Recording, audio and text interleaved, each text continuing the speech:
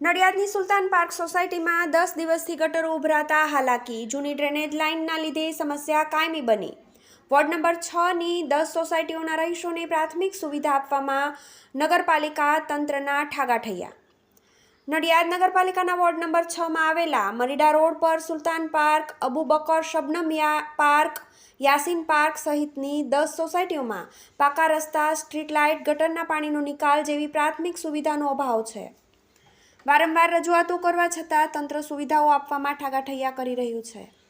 હાલમાં સોસાયટીના મુખ્ય રસ્તા પર છેલ્લા 10 દિવસ ઉપરાંતથી ગટર ઉભરાય છે. વરસાદના પાણીની જેમ ગંદુ પાણી રસ્તા પર વહે છે, જેથી સોસાયટીના રહીશો ગંદા પાણીમાંથી પસાર થવા મજબૂર બન્યા છે. ડ્રેનેજ લાઇન વર્ષો જૂની હોવાના કારણે ગટર ઉભરાવાની સમસ્યા કાયમી બની છે.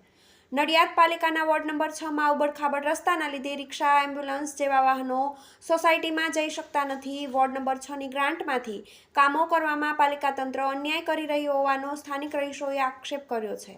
આ બાબતે અવારનવાર રજૂઆતો કરવા છતાં ગટર, સ્ટ્રીટ લાઇટ તેમજ પાકા રસ્તાની સુવિધા પૂરી પાડવામાં પાલિકા તંત્ર ઓરમાયું વર્તન કરી રહી છે. વિસ્તારમાં ગંદકીના સામ્રાજ્યના કારણે ઘેર ઘેર ગંદકી, માંદગીના ખાટલા જોવા મળી રહ્યા છે. ત્યારે ગંદકીના કારણે રોગચાળો વધુ ફેલાય એ પહેલાં ઉભરાતી ગટરની સાફ સફાઈ કરવામાં માંગણી ઉઠી છે. TV18 news, Nadiad.